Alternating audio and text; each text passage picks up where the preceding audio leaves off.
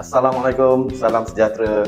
Okey, korang, 2025. Sekarang ni dah sampai pertengahan tahun. Macam-macam kita dengar tentang ekonomi, bukan setakat Malaysia. Kita boleh kata ekonomi dunia. Dengan kes Donald Trump lagi naikkan tarif untuk cukai bagi semua negara, hidup makin keras.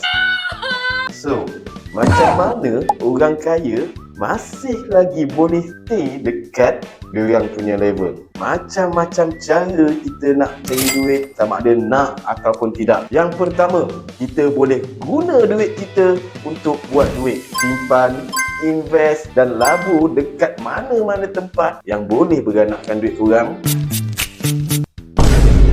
Yang kedua, cuba low profile sikit. Jangan nak hidup ikut trend je. Tak payah. Itu semua menyusahkan diri. Yang ketiga, korang tak perlu nak buat sedekah, tak perlu nak buat baik. Korang ada skill, cuba jual skill korang dekat mana-mana tempat. Contoh, buat kelas, coaching ataupun servis atas apa kepakaran korang tu. Betul lah.